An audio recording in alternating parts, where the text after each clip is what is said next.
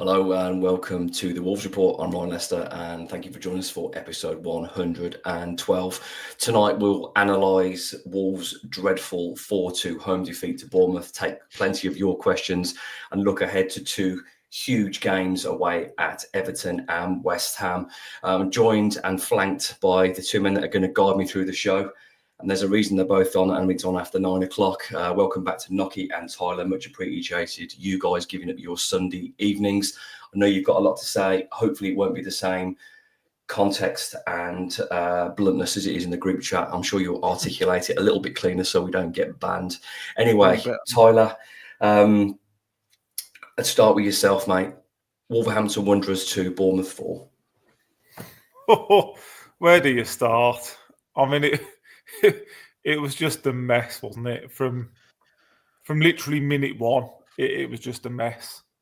It struck me a bit of the Albion game under Mick McCarthy when it was just chaos, just total lack of plan, discipline, approach to the game.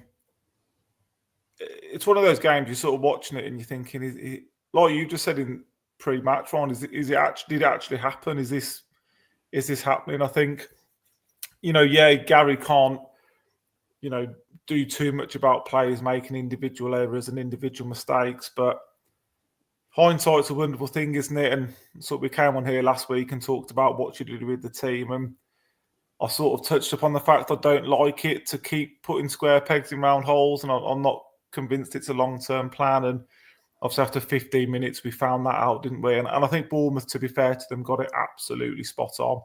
Their manager's probably gone into that game and thought they've got a centre mid and centre back with Toti Gomez. Just get at them. And we just couldn't cope with them. They were first to every ball. They were first to every second ball. Their second goal, I thought, was brilliant. Obviously, we've gifted them 3, but they crafted a lovely goal. And I think I tweeted on behalf of our friend Mark, it was a team that was very well coached and had a game plan and a way of playing against a team that wasn't. And, you can talk about O'Neill till you're blue in the face and people will still say give him a chance and people will say get rid of him. But that was the biggest thing for me. They looked fitter, they looked sharper, they looked coached, and they had a game plan, and we did not have a clue how to react to it. And the fact that he didn't do anything in those first 15 minutes is either arrogance or stupidity ultimately. And I thought 4-2 flattered us, if I'm honest, in the end. Yeah, Nocky, we talked about it off air, on air last week as well. I could understand why he went unchanged, but Tyler made a really good point last week about, there's only so long you get away with the experiments for, unless you're really lucky. I kind of expected Dawson to come in, Toast to go to left back, Aitnor in midfield. I kind of expected that. So I was surprised. I wasn't against it because obviously I was still blinkered by how good we were in Fulham, against Fulham in the second half. So I can understand it. But Tyler makes a really good point. The fact it was going so wrong so quickly and we looked lost and he didn't change it.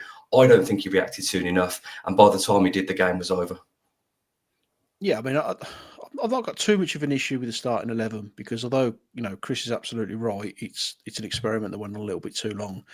We've just won 4-1 away from home, so you can kind of understand why you do that. My issue with it is that after 15 minutes, we could have been 5-0 down, and he didn't react to it. And that's my biggest concern. It's not that he made an error, it's that he refused to fix it. For me, I would have took Rodrigo Gomez off after 15 minutes. I'd have put Dawson or Bueno on, I'd have gone 3 at the back because he was screaming that there, wasn't from the stands, and I know that might have damaged him, but I want lad's confidence. He's nowhere near as important as Wolverhampton Wanderers, and we were getting hammered. He was passing it all over the place. He looked lost, and we needed that level head. Now, granted, Dawson had a stinker when he came on, but I'm not sure Dawson's the kind of player you can introduce halfway through a game. He's somebody that needs to start a game. Got to get the engine ticking over. You're a long way behind, and it takes him a little bit to get going. So, yeah, Nocky, I just don't understand why he didn't react. Yeah, I agree with Dawson to a point, but I don't care how many minutes you've got. You don't play a back pass like that completely blind. There's no excuse for that. But he didn't react to it. And I know some people are still pro O'Neill, and if you are, you're entitled to your opinion the same as the rest of us are. But I'd encourage you to watch that game again from start to finish, because if you look at the trajectory of both clubs since O'Neill moved to Wolves, the football we play is I don't know our identity yet. I don't think we have one. I'm not sure exactly what we're trying to achieve. They had a real game plan. They knew exactly how to hurt us. They knew what areas of the pitch that they could press. They knew how to get in behind us. And you know, from our perspective, we were defending the halfway line. Every ball over the top just completely took our back line out of the game. We've given away 3 penalties in a football match. We're a professional team playing in the Premier League. We've managed to give away 3 penalties. And 2 of those penalties have come from initially the goalkeeper having the ball in his hands, and we've given away 2 penalties from that position. And I just think tactically we were naive. We didn't defend the areas. We just looked like we went in with no game plan at all, and they looked well coached, they looked well organised, and they knew exactly how to win that football match. And they were miles above us. And this is without who I would say is their best player in Semenyo. I think he's unplayable at times, and he wasn't even in the side. So it's a real bad moment for us. And yes, you can look at the last few results we've had, and we've picked up some points, but that was as bad as it gets. And the fact that he's still in a job now, and I'm sure he'll still be in a job until Everton, just shows you that the club is just rotten from top to bottom at the moment. Because I genuinely think it's neglect that he's still at this football club now. I don't think there's a single football club in the world who would still have that manager running their club based on the results that we've had. Yeah, I won't go too much into the O'Neill stuff because there's some questions that we can really get stuck into then that'll open up the floor a little bit more on that. But I don't think you'll find many people disagreeing with you, Nocky. Moving on to the first goal, Tyler. Now, this man has took a long time to get your love, but I feel we might not ever see it again, or if we do, it'll probably be in March or something, or if he scores against the Albion in the Cup. But I don't understand why he needed to go in for that tackle from there. And I mean, we talked a little bit about it off air. I think the players saw it coming, and obviously he's bought it. But why do you put yourself in that situation? We played a 7-a-side tournament together. We wouldn't have done that. I just don't. It was so unnecessary. It was like a total panic. I don't understand what he's thinking. Last week I said I've probably been overly harsh on him, but honest, I was probably right all along, wasn't I? I can't answer your question. There's no need. The guy's playing for goal kick. He's lost control of the ball and he's recovered. And normally he does have a bit more composure in those positions. He normally just gets like his body he just in the gets way. Dealt with it, doesn't he? Yeah. Have a bit of Why has he gone to floor, Tyler? Why has he gone to ground there? You ask him. I mean, we couldn't deal with him all day, could we? That striker, we couldn't handle him whatsoever, and it's inept. It's just ridiculous, and you know that's why you sort of say, well, O'Neill, well, he can't legislate for that, but then he can legislate for us being on the halfway line after a minute and a ball over the top, you know, putting their striker in. Ridiculous defending. It's a penalty for me all day long. If that was at the other end, we'd want that 100 times out of 100. And it was just the start of a horrific afternoon for Toto, wasn't it? I thought he was so poor after being so good the week before. And you can't legislate for that, can you? And that's the difference between good Premier League players and bad ones. The good ones do it week in, week out. They're consistent. Unfortunately, Totti went back to the level that, to be honest, I've always thought he was at on Saturday. And I might be being a bit harsh, but you can't make mistakes like that. You just can't at this level. No, I agree. And you can accept in a season, you probably give away a couple of silly penalties, but there's 3, for me, totally avoidable penalties. If you give away a penalty, it's when you're panicking or it's a really late challenge and you're stopping a goal-scoring opportunity, and you're unfortunate. But this, for me, was 3 brain fart penalties, as bad as I've seen from anybody. And the fact, I think it's the first player to score a hat-trick in the Premier League from penalties, and that record is now set at Molineux. It's embarrassing, but I'm not going to keep you with all the bad. Let's talk about the equaliser quickly. There isn't many highlights to the game, but I thought Wolves' 2 goals were very well crafted. Again, we've said this for a while, Tyler. We don't put enough balls in the box for Strand Larsen, and that's what happened if you do. Nocky says it every week. I mean, we have to work so hard to score a goal, and a lot of our goals are really, really good goals, and we just give them away at the other end. And this was just another example. It was just a lovely ball in. I mean, I think we'll probably come on to Bellegarde because we need to talk about him again, don't we? But fair play to him. Early crossing, big strike across his man. Yeah, and the pace is on it. Strand Larsen's just got to guide it. He does what they say to do, doesn't he? Into the ground, bang.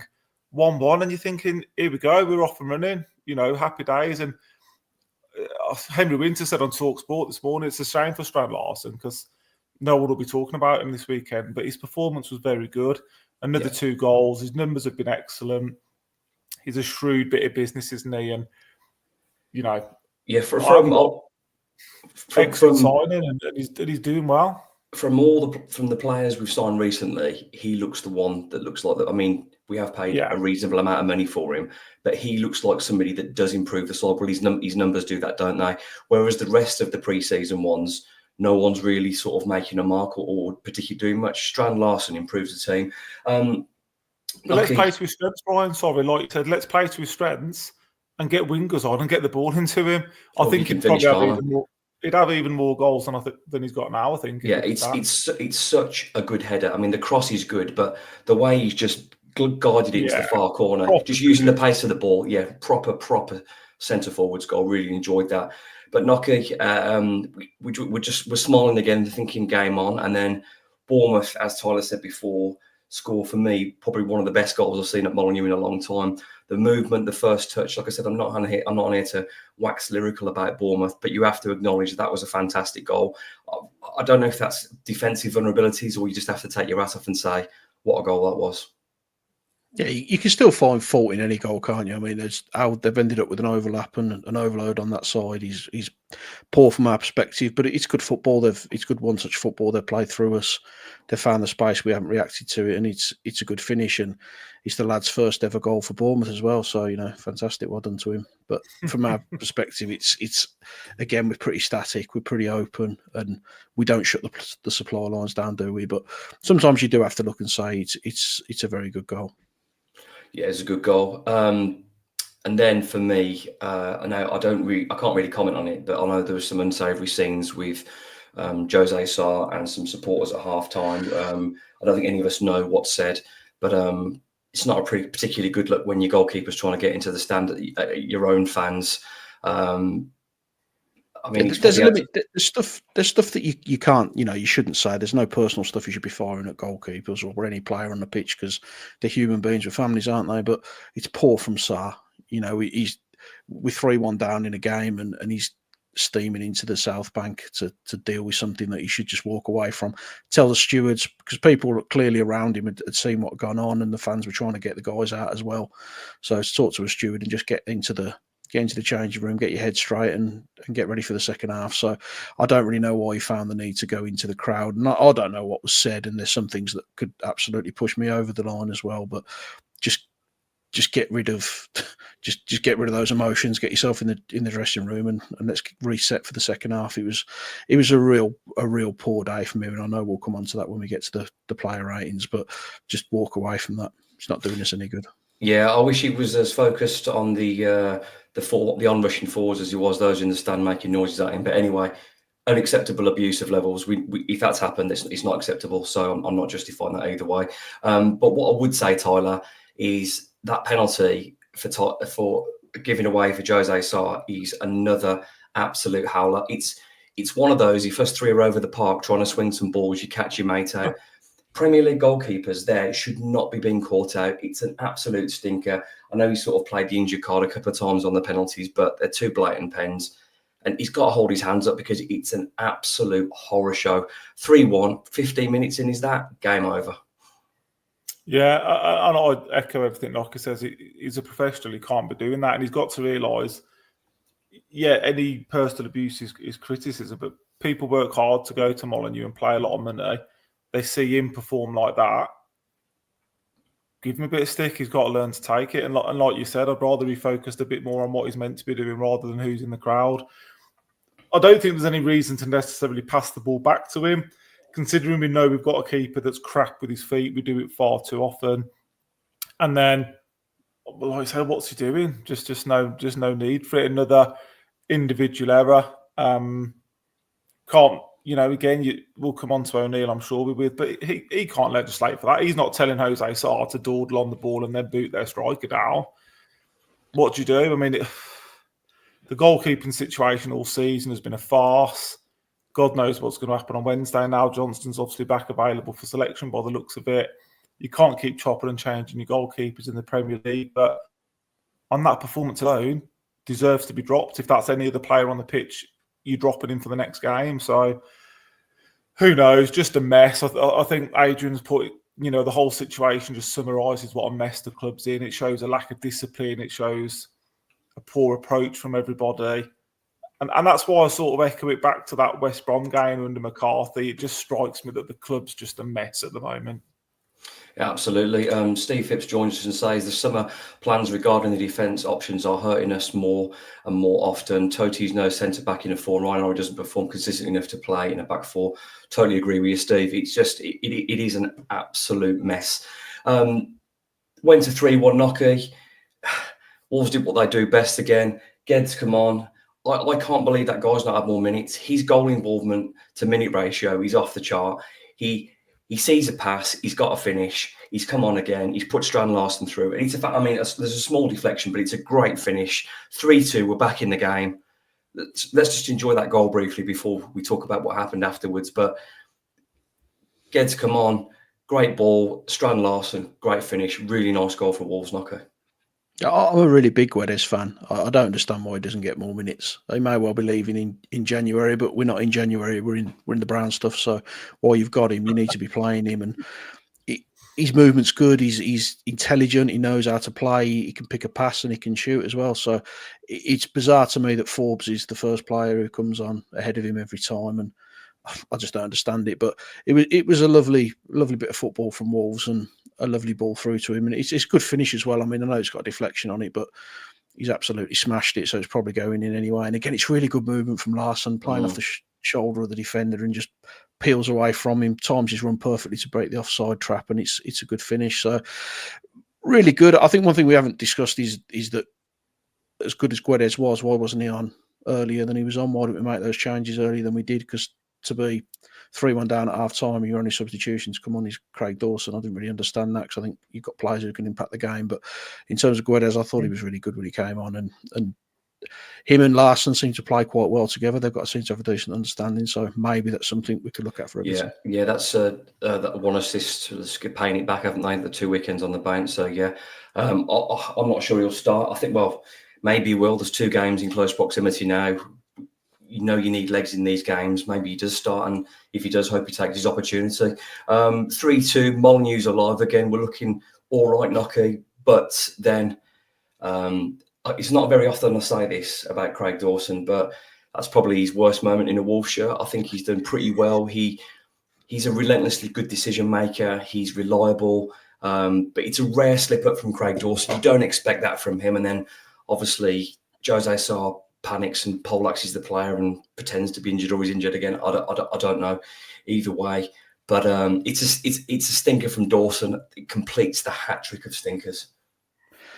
Yeah, I mean, I don't think Sarr was feigning injury on that one because he absolutely smashed him, didn't he? It was close to GBH. Mate, the amount of times that Sarr's gone down after we've scored this season, you just don't know when he's injured. No, it was a mess, wasn't it? I've no idea why Dawson's checked back.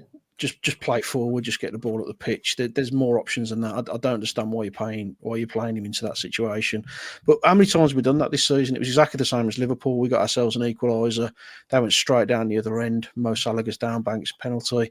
We did it at Brentford as well. We equalised. They went straight at the other end and scored it. We keep repeating the same mistakes. We keep doing the same things over and over again, and we just don't learn from it. So it was disappointing. A player of Dawson's experience, and I know you said earlier that he's just come on the pitch. He's settled in the game. No defender should make that area. No defender should. No, I agree, and I'm not justifying that. But my point is, Knocking, we've all played football to different levels. Is that some players are okay when they start a game, but some players really struggle to make an impact. He's just getting a feel and getting your engine up. And I just think he came into a game and he looked for the first time, he looked a yard off. I mean, he's never been quick, but the way he reads a game and blocks and headers, he's always composed. He just looked like a player that was struggling to get up to the pace of the game. And I think if Dawson's a player for me that has to start. I'm not sure, unless he's coming on for the last 10 minutes to stink the place out. I just think he really struggled coming on. And some players naturally do that. And I guess at 35, it's probably a bit harder to get to the pace. but I'm not justifying the back pass because it absolutely stunk the place out. You're listening to and watching episode 112 of the Wolves Report with Mark, not Chris Tollett, and myself, Ryan Lester. It ended 4-2, gents, but it probably and should have been a lot more. But equally, if you don't give away 3 stupid penalties, you're in the game. But if any team gives away 3 penalties, they don't deserve anything that day, and Wolves got what they thoroughly deserved.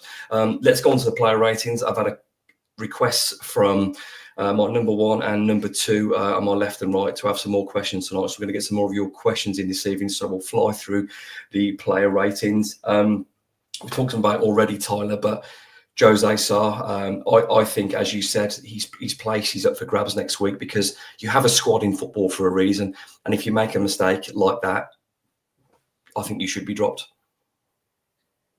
0. Are we giving him any? Are we giving him anything? You've been kinder than Greg has. I think it's arguably the worst goalkeeping display I can remember for such a long time. Even what he did, he was sort of spilling and just didn't look confident at all, did he? And it's bonkers how after the back of a 4-1 away win that the players look so frail and fragile, and it came from him. So, yeah, there's loads of people giving him in the minus. So I'll just give him a 0. Just for managing to get himself to the ground and get his kit on. I think that's probably about it for me. The thing is that, though, Tyler, you have to question the mentality. And I know if someone says something unacceptable, we've all been angry at football. We've all seen ourselves angry at football matches.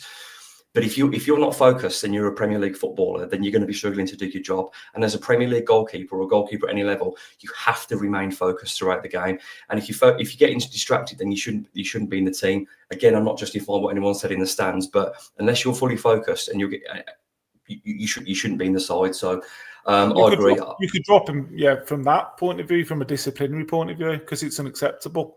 I don't like Nockie's right. I don't care what's going on. You don't go and confront your own crowd at half time in a football game, especially when you've been horrific. So, in a way, I'd like to see him drop for that, if nothing else, because it's not acceptable. Yeah, absolutely. What about if someone throws a pie from the away end and hits you in the face? You're allowed to lose your temper then? At least you've got a pie out of it, haven't you? Nockie, moving on to Nelson Semedo. I thought it was poor. I thought it was one of his poor games. I mean, I'm a big fan of Nelson. You know that I'm devastated he's not going to stay by the looks of things. I'd be looking to give him a new contract, but it was a really poor performance. I think he got exposed. I don't think he didn't seem himself at all. He wasn't hitting the channels the way that he usually does. He wasn't making those long bursting runs. He just didn't really affect the game. He was pretty anonymous, really. So I think I'd struggle to give him above a 3 or 4. I'd probably go for a 3. I mean, he wasn't alone. He was many poor performances, and it just across the pitch. I think there was probably 2 players that come away with credit. Tyler, moving on to Toti Gomez, the moment you've been waiting for. 0 again. I mean, as performances go, it's just a stinker, isn't it? I mean, him and Lamina, I think you compare the 2 of them. I thought they were disgusting. Yeah, pair them both in, mate. Just didn't cope with the threat of Ivan Nilsson at any point in the game. No one took responsibility for him, no leadership. Lamina's my captain. He's waving his arms about, petulant. I thought they were both terrible. And we were saying how good they were last week. I think we gave them both 8.5 last week. I'd give them both a 3, similar to what Nockie said. Are just not good enough. This is the Premier League, and you've got to learn if you can't turn up like that, whether it was attitude, whether it was complacency, whether they thought they were out of the fight. I don't know, but both terrible. And improvements needed. I'm not sure if Lamina's suspended on Wednesday. I'm not sure if that's 100%. Yeah, him and Nelson are both suspended on Wednesday. Probably a good time to take him out of the firing line, to be honest, because that was poor. Yeah, it was poor. Nockie, moving on to Ryan Aitnoro. Similar to Semedo, I thought he was poor. I don't think he affected the game. Pretty anonymous. Certainly wasn't himself. He seems to be trying to do too much at the moment, and he's giving the ball away. So, again, I'm thinking of 4. Yeah. One player, I'll do this one, who's a positive. One of the 2 players I thought come out with credit. I thought João Gomez was all right. I think he had a little bit about him. He was the one player, and I'm not saying he was good. He was just okay. He was he was trying to make things wouldn't happen, wasn't he? He was fighting to keep possession. He was trying to run with the ball. He kept going. I think Joe Gomez was probably a 6, probably one of our better players, probably behind Strand Larson. But yeah, Tyler, Andre's probably poorest game, Wolves game so far. Yeah, it was garbage, I thought. Again, just chalk and cheese to the week before. He couldn't pass it. He couldn't control it. He won it back well a couple of times, but that was after he'd given the ball away cheaply. Just looked way off the mark. You know, we've always said that we probably back out midfield against most teams, even like the big teams with the quality we've got in there, but we just didn't get near their two. I thought their two were outstanding, and we couldn't cope with them. Well, certainly the first 20, 25 minutes, we couldn't get near them. And, you know, sometimes you just probably need to, you know, put a reducer in, as Nike would say, or a challenge, or let them know you're there. And we just didn't do anything like that. We just let it pass us by. Which is quite unusual, considering you've got Andre, Joe Gomez and Mario Lemina in the team. They're all capable of decking somebody. No, there was nothing to go, yeah, lads, we're still in a game. There was none of that at all. So a 4, if I need to give them a score, it'll be a 4. Nocky, moving on to probably the poorest player on the pitch, I would say, and that's including Jose Sarr. I thought Rodrigo had an absolute stinker. He looked so out of sorts. There was no doubt of his effort, but wayward passes and touches. I don't know if it's because his first time at Molineux, but Nocky, he looked a little bit lost. He's just not ready. He's just not ready yet. He's a couple of seasons away for me. I know we brought him in with the long-term vision in mind, but he should be nowhere near that team for me. His positional sense is poor. He keeps giving the ball away. He's just absolutely lost in there. So he's, because of his effort, I'll give him a 3, but I don't really think he warrants it. It was an awful performance. He should have gone after 15 minutes, in my opinion. But that's the change you make, isn't it? It's the one we said before. Dawson comes on, you shape things round. And even then, you're making a change at 3-1, but he probably needs doing. And moving on to the other side of the pitch with a really nice assist, but probably not much else. Jean-Luc Bellegarde, Tyler. We're starting to talk about him every week and say the same thing, aren't we? I just think we don't see where he fits in. I thought, he got his assist, but apart from that, I thought he was awful. I really did. I thought it was so poor. He looked leggy. His touch was off. Couldn't beat a man. Like we said, I just don't see where he fits in. I mean, if he's getting in the team in that position above Guedes, I'm not sure. I appreciate he probably does a bit more defensively and he gives you some legs, but still don't know where he plays, still don't know his best position. He's getting a 3 because he put a good ball in, but that's it for me. Yeah, I mean, I've talked about Jean-Luc for a while, and I like him, but I can't justify that. I do have sympathy with the fact that he's not a winger. He's not a 7 or 11. He's for me a number 8 or maybe a number 10. But he's somebody that you should be collecting the ball from midfield. But with a midfield of Andre and João Gomez and Mario when he's in there, he's not going to get a chance. So yeah, as Still With Us says, I think Jean-Luc is a sub. I think with his legs and energy, he's someone that could really stretch a game with half an hour to go if you're in and you can push. But you've got to acknowledge that the assist is very, very good. It's a perfect cross, but something we need to do more of.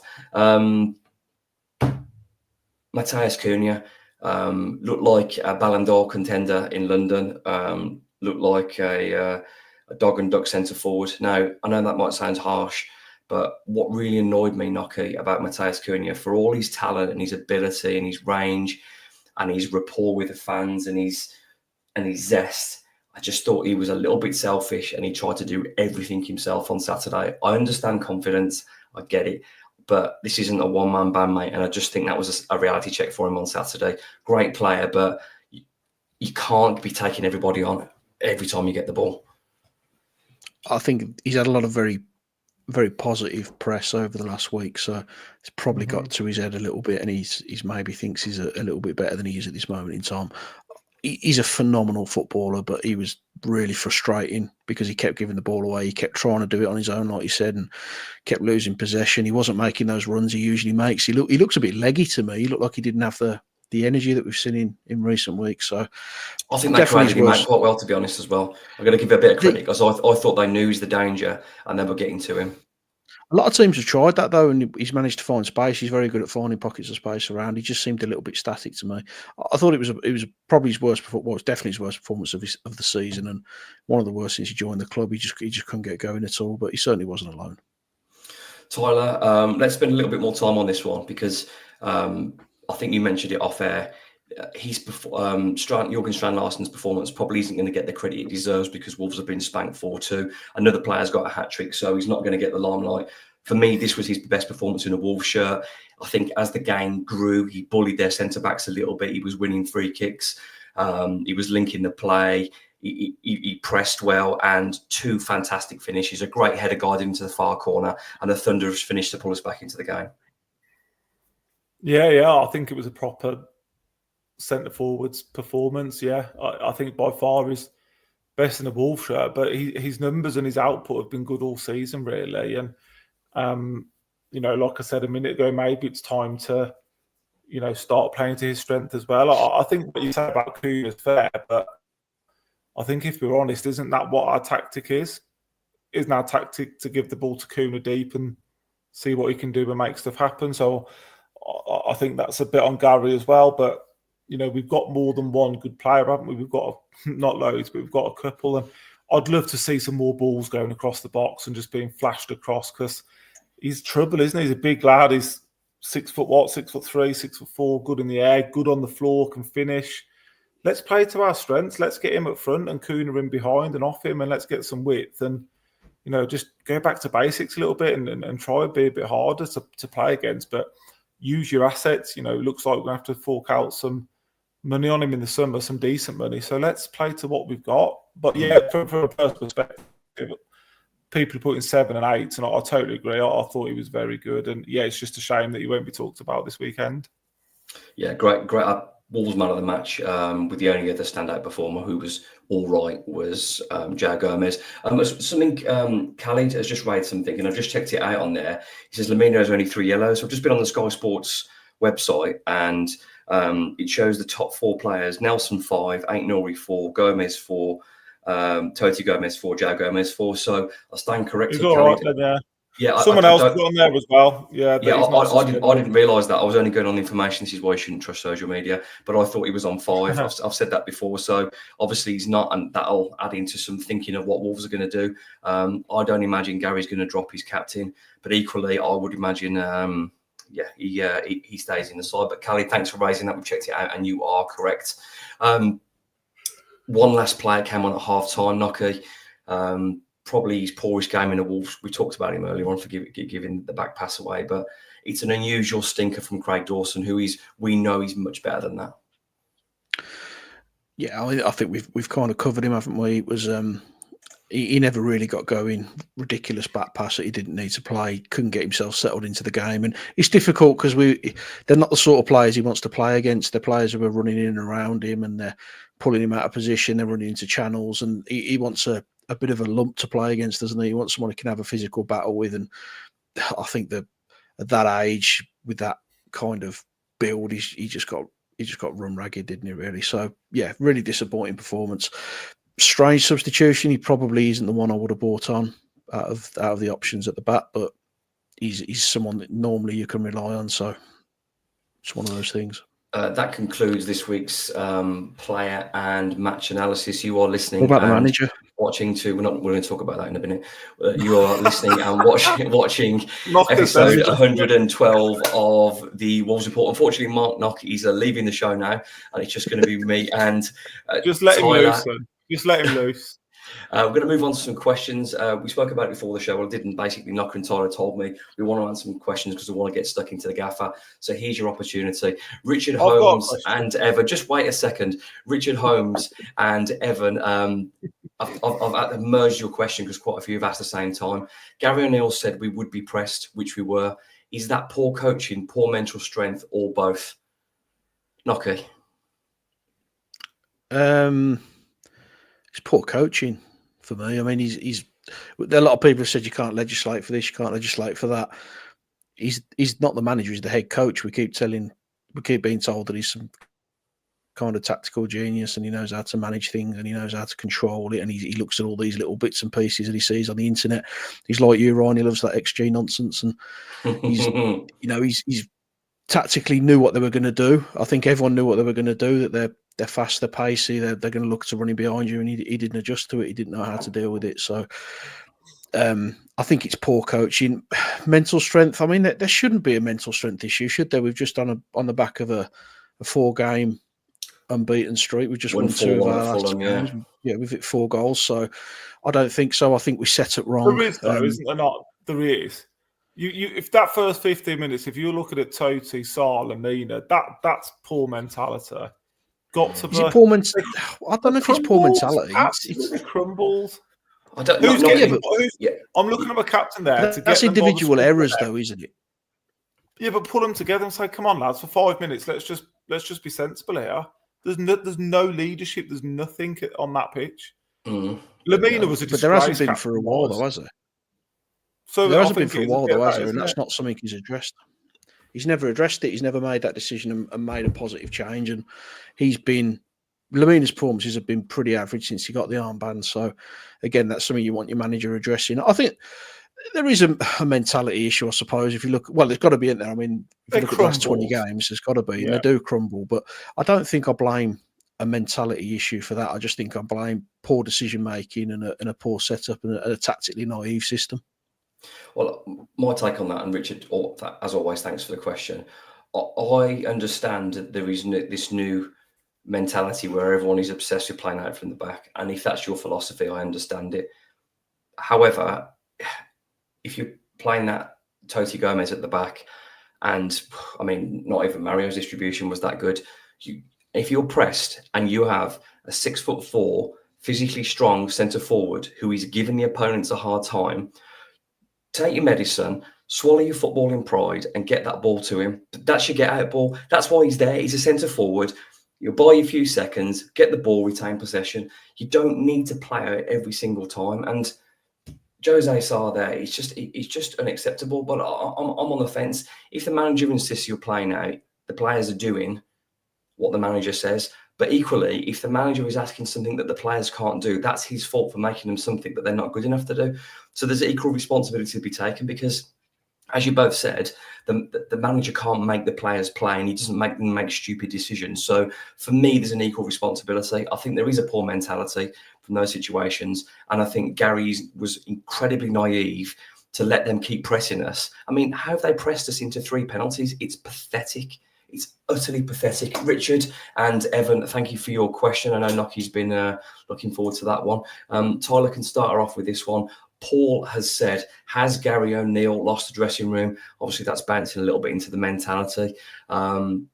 This is probably the most I've seen the players looking a little bit lost, looking a bit confused. We changed shape, I think, 3 times during the game, and there wasn't really a pattern or a plan that I could identify because Bournemouth just ate Wolves up. Yeah, it's a tough one to say yes to because I think Wolves have proved probably in the last 3 or 4 games that they were still with him and behind him. But for whatever reason, this performance, if you took it as a standalone performance, you wouldn't think these players were playing for him. And like I said, I keep coming back to that McCarthy game. That's just how it felt to me. Just unorganised chaos, no leadership, no one taking responsibility. If I see him sit down and look at the iPad again, I can't be responsible for my actions because what is he looking at? And it must start to creep in, mustn't it? If you're asking people like Totti to play and Sarr to play, and they're not capable of doing it, are they? Semedo looked like Friday. The article came out saying he's leaving. He looked like a player that was leaving. Let's be honest, he didn't look like he had a care in the world.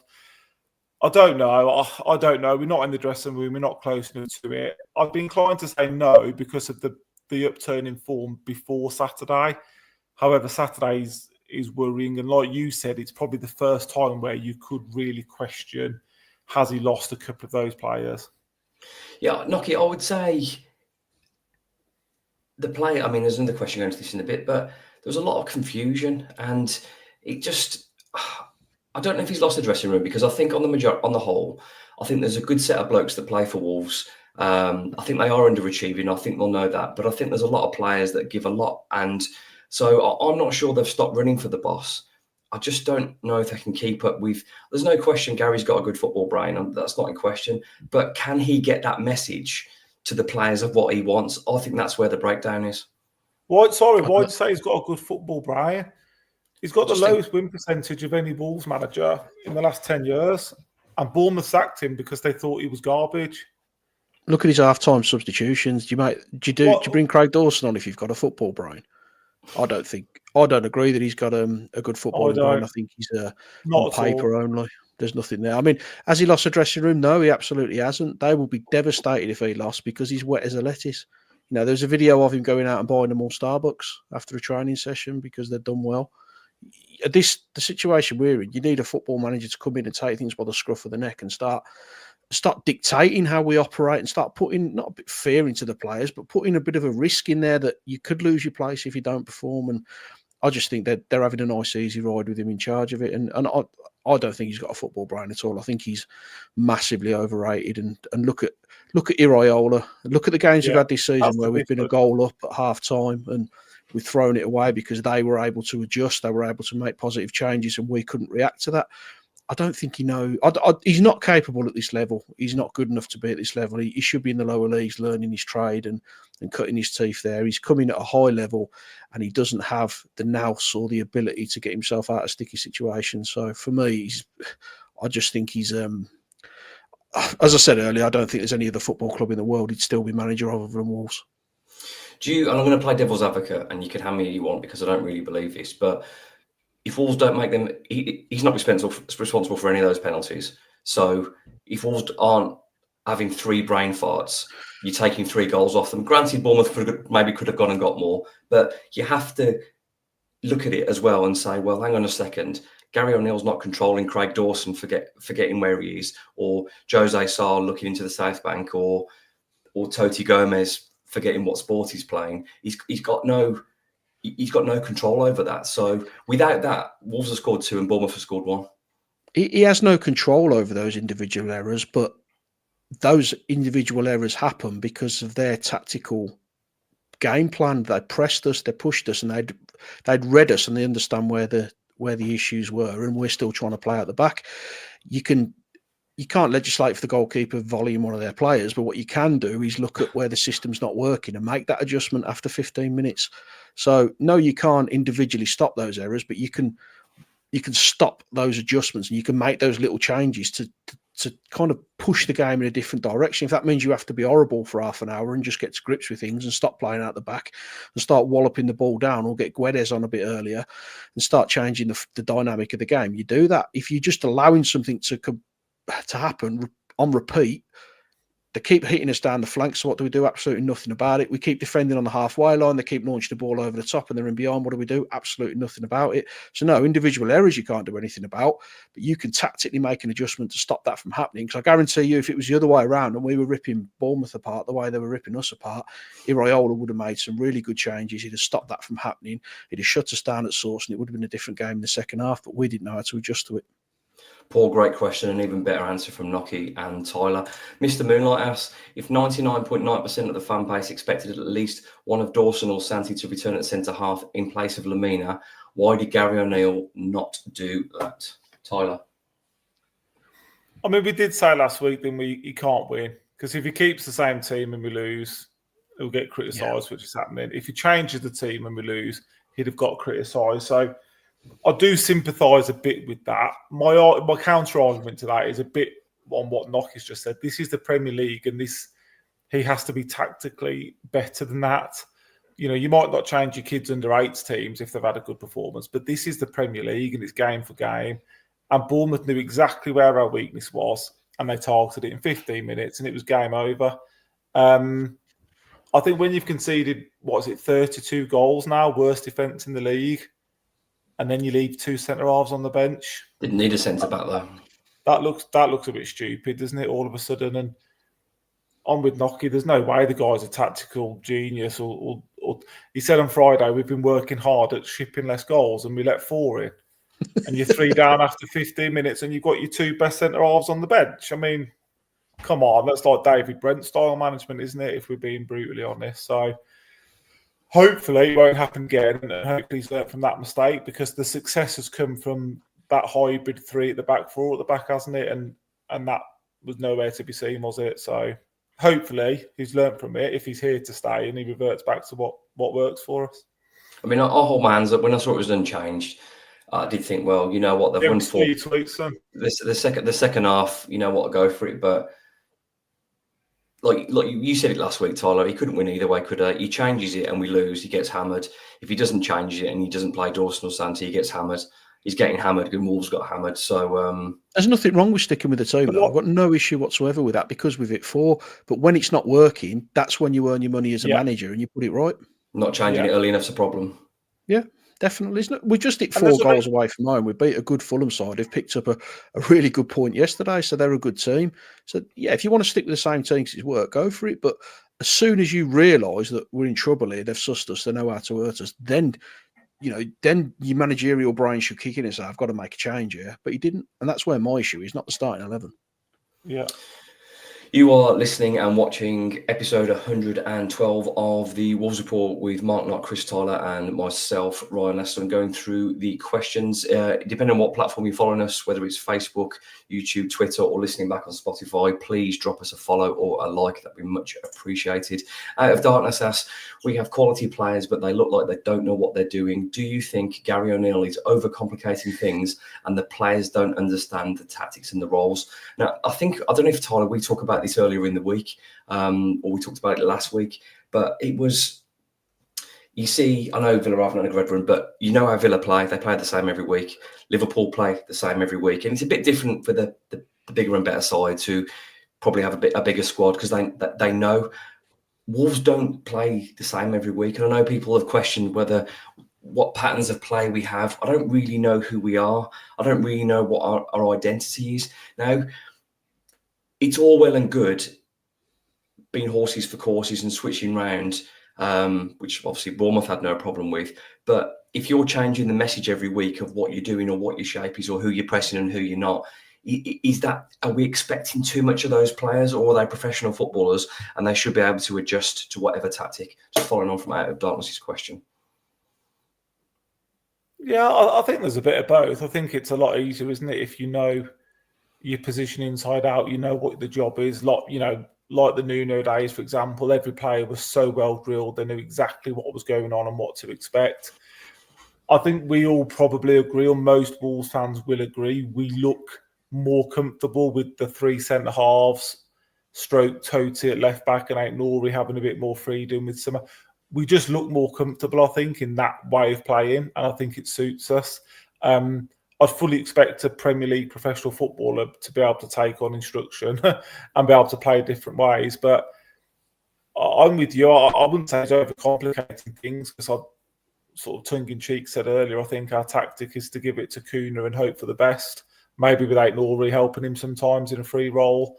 But yeah, we don't see patterns of play. We don't see elements of good coach. I mean, you look at Bournemouth and the way they played and the patterns and the balls into midfield and the time and how they play. That's a team that you can tell is well coached. I think Brentford are very similar. I think Brighton are very similar. Teams with the same, if not smaller budgets than us, that far exceed what we do. And I think they're just all down to good management ultimately. So I think the quality of players are there. I don't think some of them are necessarily as good as we think they are. However, I fully expect this team of players to be no lower than 14th in this division and probably in between 10th to 14th. I just don't, like I said, the manager just isn't up to the task, unfortunately, for me. I know you talked about it earlier on, but the missing member of the group chat for the Wolves Report, Mark Cole over in China, his tweet that you put out on Saturday, the difference between a well-coached team and one that isn't was so clear to see today. And I just think that hits the nail on the head, Knocker, because it's painful to see. And obviously I've probably given Gary O'Neill a little bit more time than you have. I'm as lost as anybody now, to be honest. But do you agree with Tyler and me? Is he overcomplicating it, or are we giving the players too much slack, or are they taking responsibility as well? Because we don't seem to have a particular identity or a similar way of playing. It almost changes every single week. Yeah, he is overcomplicating it, but I just don't think we are. We're just not tactically savvy. I mean, if you look at that Bournemouth side, if you went through that entire Bournemouth team, how many would you swap like for Wolves? You know, I'd take the goalkeeper. I wouldn't swap many of them, if I'm being honest, because I think man for man, we've got a better team. I just think they are And that speaks organised and know volumes. the jobs. Yeah, I mean, even the lad who got the hat trick, Cliver, I wouldn't swap him for Cunha. I wouldn't swap him for Larson. You know, I don't think he's at their level. So you don't have to be a fantastic team to be effective. You just have to be well drilled. You have to know your roles. I mean, when we were in the first coming to the division under Nuno, we were causing teams so many problems, and everyone knew exactly how we were going to play. You knew that we were going to have wing backs. You knew that it was going to go to Cody or Neves. They're going to hit a 50, 60-yard ball to put your fullbacks away. You're going to have Jota running into space. You're going to have Adama running into space the other side. You're going to have Jimenez stood on the penalty spot, and you're going to whip the ball into that area and try and win the header. That's all we did. It was so effective the way we played. But if it's well drilled, and you know what you're doing, it works. But at the moment, we're trying so many different things and so many different systems, and we're doing a hybrid of this. We're going to try and do this. We're looking for space here. We'll have one fullback go, one stay. It just doesn't. It doesn't work. Football's a very, very simple game that we are desperate to overcomplicate at the moment. And I think O'Neill's. We should have seen this coming. I think it was after we beat Man City, and he went on Sky Sports and went through this whole tactical ability of what he did and how he worked it and how he built it. And there was all these little intricate details on there. He's putting too much detail into what he's doing. I think Tyler mentioned earlier, go back to basics. Just do the things that you do, but do it well. Keep your shape, keep a system that works for you, and put players in the right positions and make effective substitutions, and don't play players for the sake of playing players. If you've got a Guedes who's affecting the game, get him on the pitch and just start using the right pieces in the right area. And square pegs in round holes is what we seem to be doing at the moment, and that has to be fed down from the manager, because I'm absolutely convinced that this team, as Tyler said, should be sat in the middle of the table. We should be pushing for European football. We've got Brazil's midfield. We've scored, I think it's a couple of goals behind Arsenal, a couple of goals behind City or something like that. We're one of the top scorers in the division. So with what we've got in the attacking options, we should be thinking, you know, we should be looking at 7th or 8th here and trying to get in the Conference League, but we're not. The only ambition is to finish 4th from bottom, and that has to be fed down from the manager. Unfortunately, we're defending like it does 3 at the back, and we wouldn't have given them 3 penalties away. When we wouldn't have got near the ball, but we wouldn't have got near, and we'd all be gassed now in A&E. Out of darkness, thank you for your question and being part of the latest show. One final question before we move on to previewing the Everton game and the West Ham game, 2 massive games. Cool Hand Aid asks, do you agree we need to act now, get Gary O'Neill out? I can see Everton and Southampton changes managers. We will miss the boat and the pick of available managers. Nocky, it's the one you've been waiting for. I don't agree we should act now. I think we should have acted after the Chelsea game. That's when we should have pulled the trigger. You know my feelings. I've got nothing personally against Gary O'Neill, and I think that if he can go away and learn his trade, he could come back and be a decent manager, because he's definitely got something about him. But this is too big a job in too difficult a league, where he's completely unforgiving. Every mistake you make will get punished. And when you're up against managers who've got that bit of savvy, they've got that bit of nous, you just end up looking stupid. And I think there's managers out there who can help us. I'd love if we were in a better position to bring a Potter in, because I think that's your long-term vision. But I think for a short-term fix, we should be looking at David Moyes and saying he's a few million quid to come and save us if he can keep us up, and just he'll bring in that level of stability. And as we've all just said, he'll put the square pegs in the square holes, and he'll just make you more efficient. That's where I think we need to go. And I do think there'll be big changes management-wise, and I think that potentially, you know, we could still stabilise this season. But if we don't make this move now and we wait till Everton and we wait till West Ham and Leicester, you're going to be too far adrift. With the fixtures we've got coming up over Christmas, we have absolutely got to have a gap between ourselves and the bottom 3 by the time we hit that Boxing Day fixture. If we haven't, it's curtains for me. Great answer and a great question. I'd love to get your take on that before we move on to the next games, Tyler.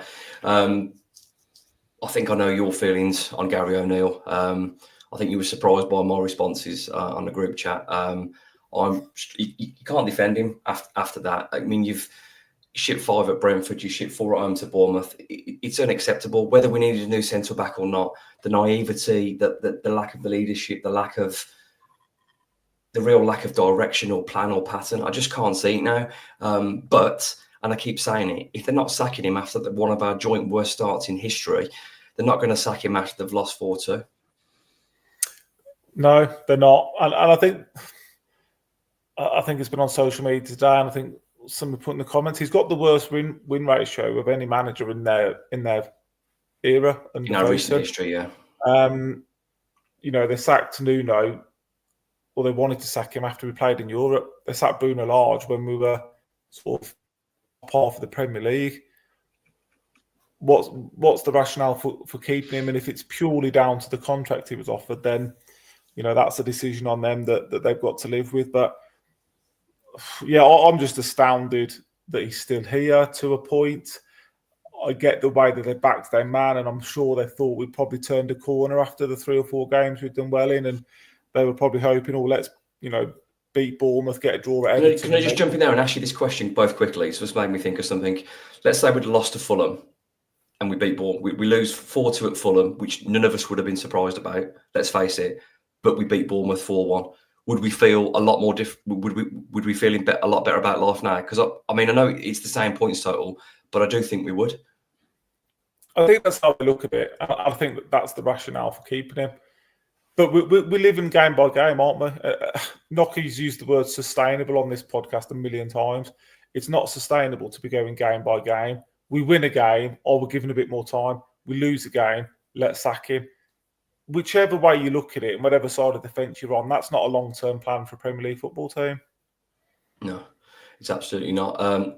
Call hand Aid, thank you so much for your question. Thank you everyone who's put the questions in tonight. We did a bit of an elongated question section. I hope you enjoyed it. It certainly set the dogs off the lead from these boys here. On Wednesday evening, Wolves go to Goodison Park, and then on Monday night, we are on Monday Night Football, reunited with Julen Lopetegui. Noki, Wednesday night is enormous. Monday's enormous as well, but let's talk about Everton first. Goodison Park, cold winter's night.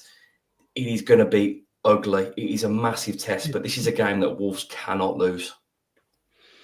We've had a few of them this season, and we've managed to lose them, though, haven't we? So I wouldn't put it past us. We've got a good record there. They're poor. They're a really poor side as well. So, man for man, we're ahead of them, in my opinion. Maybe defensively is the area, but in terms of man for man, they haven't got a Cunha. They haven't got a João Gomez or an Andre. I think we're a better side.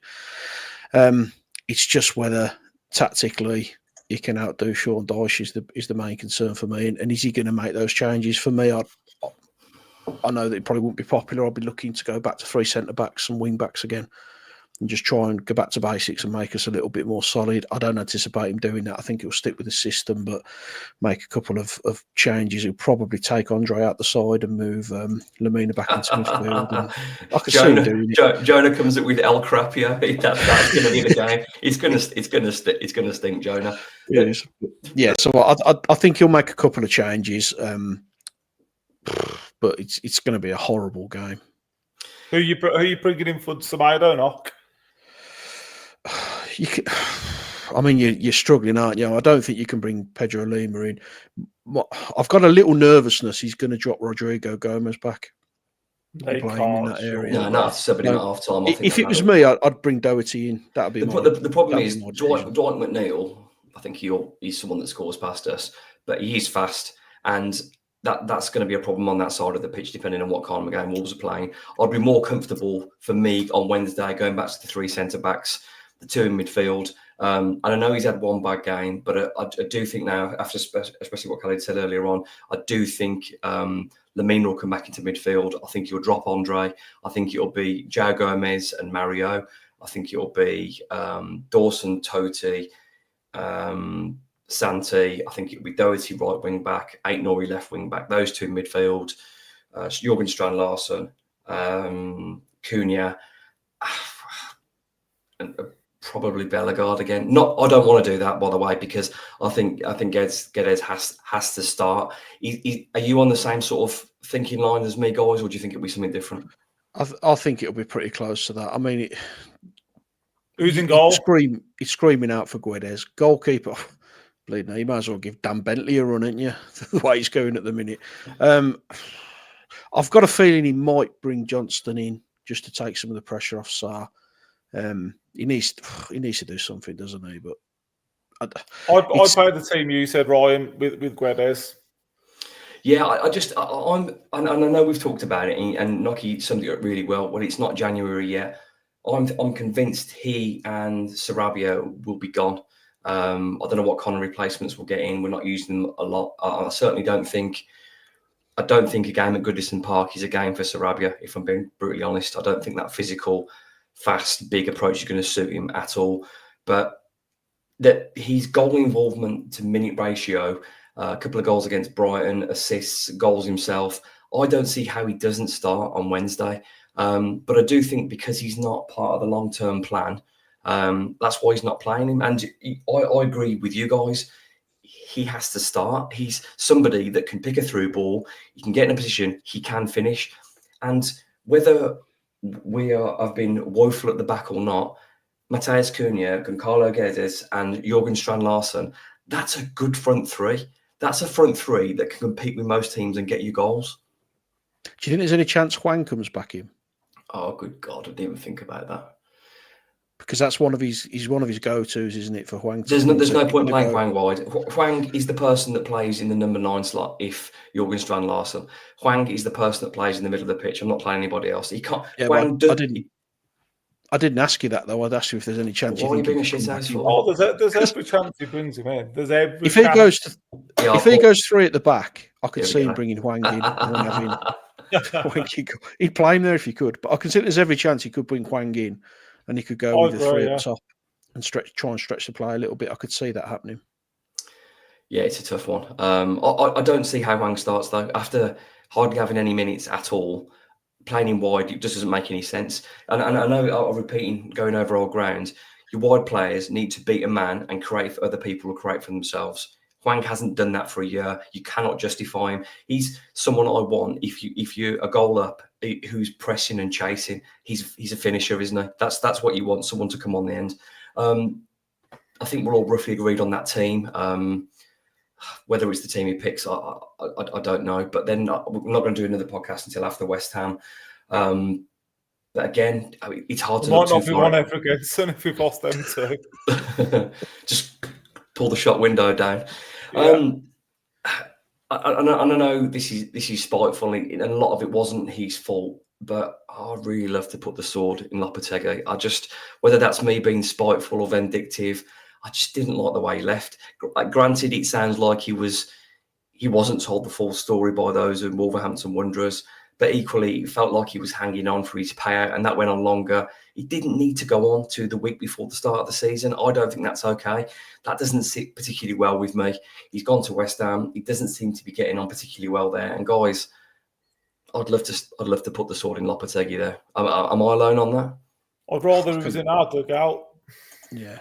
I couldn't really care less about Lopetegui, if I'm being honest. I just think that out of these 2 games, we need 3 points. So as an absolute minimum, if we can get 4, we need more than that, mate. We need more than that. But there's no. Why would we think we're going to get more points than that? Though I mean, we don't do well at the London Stadium at the best of times. I think 3 points out of the 2 games probably is heads above water for us for a little bit. 4 points would be a good return for me. In terms of West Ham, I think they're a good side. I know they're not setting the world on fire, but with Bowie in, and they've got some good players in that seed. Paquetá's a good player, so I think it's a struggle to go there and try and win. Everton's the one that I think we target for me.